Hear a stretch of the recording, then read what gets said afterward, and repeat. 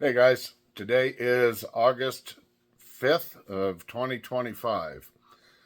A few things that I really need to talk about. Um, going to give you guys a health update. Uh, I have been officially diagnosed with sick sinus syndrome. And basically, what that is the natural pacemaker of the heart doesn't know what to do. So I am scheduled for 2 weeks from yesterday, and that'll be August 18th. I'm going in for a pacemaker. Um, so, cheers. Yeah, I'm going to have a beer. Oh, that's good. That's the first one in a little bit. Um, anyway, yeah, so I am going to be absolutely out of commission until probably October. Because the pacemaker will get implanted right about here, and those of you who don't know, what they do is they make a slice in the skin, open it up, create a little pocket. They access an artery or vein right here. They'll run two leads down to my heart. It's a dual chamber heart pacemaker. Goodness. Um, so it takes about 6 to 8 weeks for the body to quit trying to reject having the implant and the veins or the leads going down the veins and into the heart. And so what happens around that 6 to 8 week time frame is the body will actually just start grabbing onto it, and it'll become permanent. So during that 6 week time frame, 6 to 8 weeks, I cannot lift anything over like 2 pounds. I can't do this. I can't twist. Anything like even something as simple as trying to go and sit down. I have to be very hyper vigilant about what I do when I sit down. That I'm not turning or I'm not reaching for something, reaching back this way, because it stands a very high chance of breaking those leads loose, and we don't want that. So just a little more on, catch my breath here, what the main problem with the heart is with that sick sinus syndrome. That's the first big problem. Then I got some plumbing issues also. But with the electrical, the SA node in the heart, um, it fires, and that's what causes the heart to do this. And coming down the heart, you have a main nerve that breaks off and goes to the right side of the heart, and one breaks off, goes to the left side of the heart. And those are called branch bundles, left and right. My right branch bundle, God, that's a tough one. Right branch bundle is absolutely inoperative. How the doctor told me is that wire is broken. Um, so what happens is when the left side of the heart beats, it makes the right side beat. So my heartbeat is kind of like this. Um, so I'm not getting the proper amount of blood flow through the whole body because of that. Which is causing shortness of breath and lightheadedness and so forth and so on.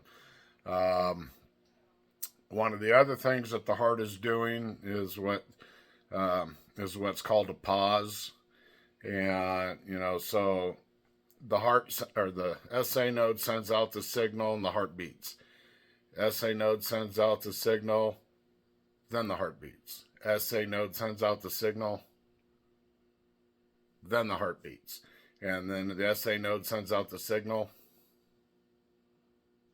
SA node sends out a signal and heart beats. Yeah, so it kind of, the length of time between the signal and the beat gets extended until it skips the beat. And then the other thing that it's doing is it's called a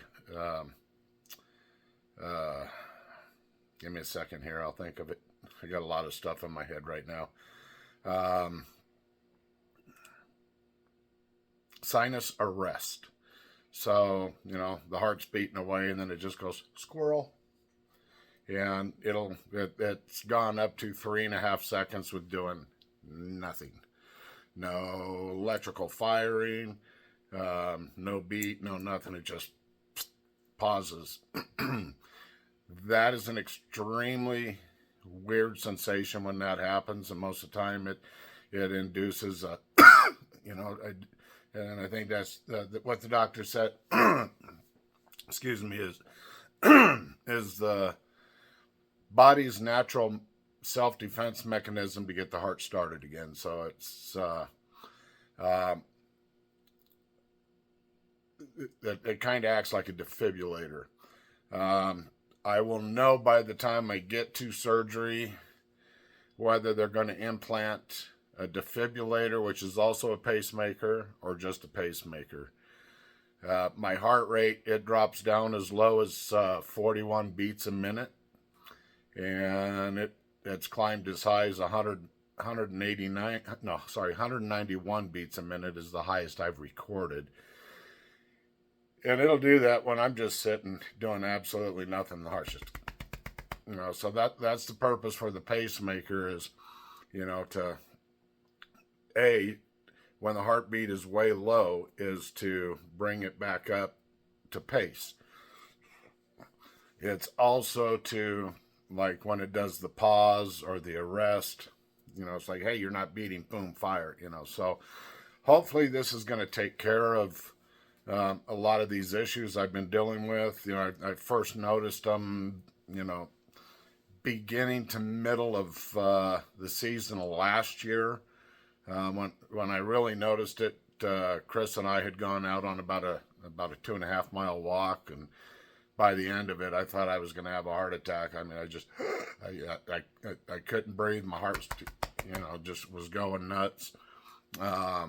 Cutting firewood, I have no endurance trying to pack up camp. I have no endurance. Just all kinds of stuff that I've noticed is, I just don't, the biggest thing is I have no stamina and I can't catch my breath. And then, of course, I get really weak and I get lightheaded. I've had one episode here at the house where my heart rate was so low that I ended up passing out and waking up with my wife over me with 911. And, of course, off to the hospital I went. But, so there's a possibility, the guys are going out here on the 10th. I'm 90% that I'm going. Because Wayne's going to take his camper, and the only thing I have to do is go up there and sleep and sit in a chair and what have you. And I'm really, really, absolutely looking forward to it. However, I do have, I've got a family issue that I may be having to contend with some issues with at my mom's house. And so there's a very slim possibility that I'll have to back out of this trip, but the guys are still going out. But the bottom line, and I got, my wife's got a test coming up on the 15th. It's a CT scan follow-up from an x-ray, and that's all I'm going to say about that. But depending on her outcome is going to play a big role on where this whole thing goes for me from here on out. So, I just ask for everybody's prayers. I ask for everybody, to just, if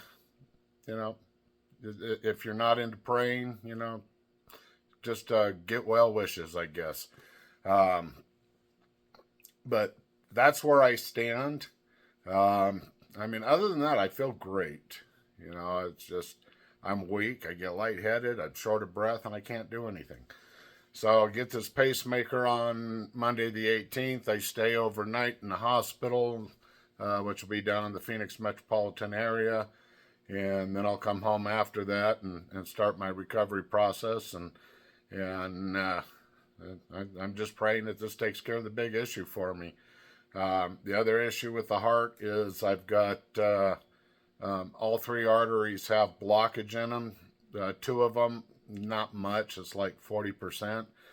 The main artery is 50 to 69% blocked, but they will not do a stent or anything like that until it's 70% or greater. So I'll have that, getting a stent in my not too distant future. I'm sure of that. But first things first, we'll fix the electrical, and then we'll worry about the plumbing a little later.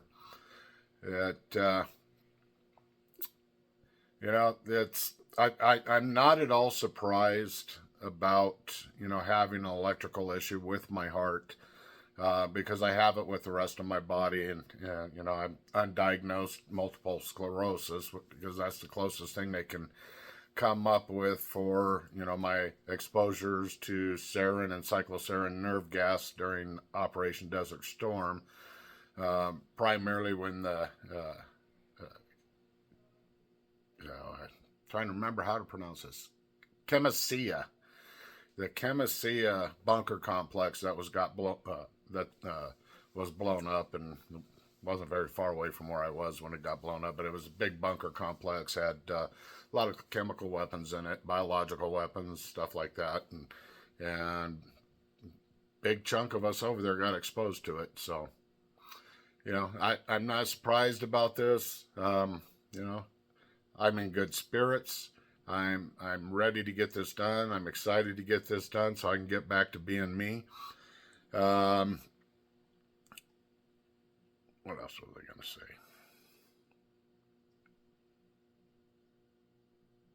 Oh, that's probably about it. I think that's about it. So I'm going to go ahead and wrap this up.